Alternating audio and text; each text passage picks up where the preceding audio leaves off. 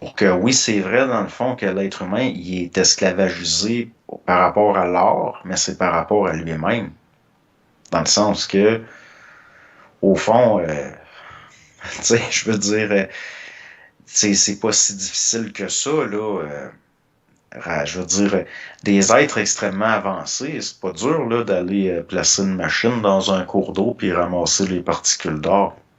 T'as pas besoin vraiment de tant de monde que ça. Même anciennement, bon, t'as l'histoire Jason, la toison d'or. Mhm.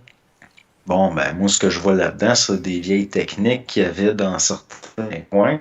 T'attaches une peau de mouton à une corde, puis t'as laisses dans le lit de la rivière. Puis après, quand elle sort, après plusieurs mois, elle est pleine, pleine d'or, la peau de mouton, parce que ça retient les petites particules d'or.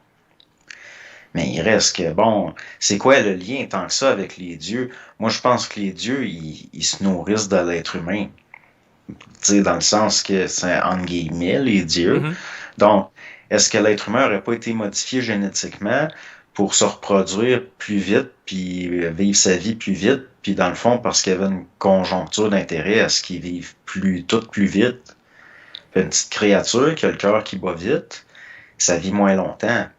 Mais au niveau de sa perception du temps, c'est une vie quand même.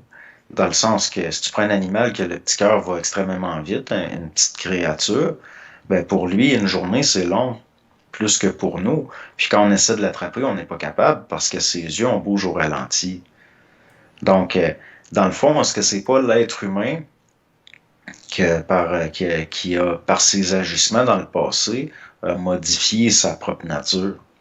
Parce qu'il y a eu commerce avec des êtres Mhm. qui ont le dos large un peu.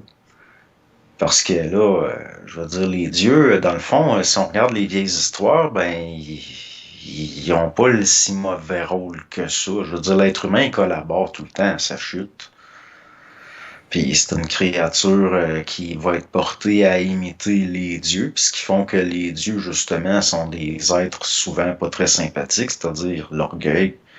Ouais. Donc, l'être humain, aujourd'hui, il exploite l'être humain exploite l'être humain, puis l'art sert de support, entre autres.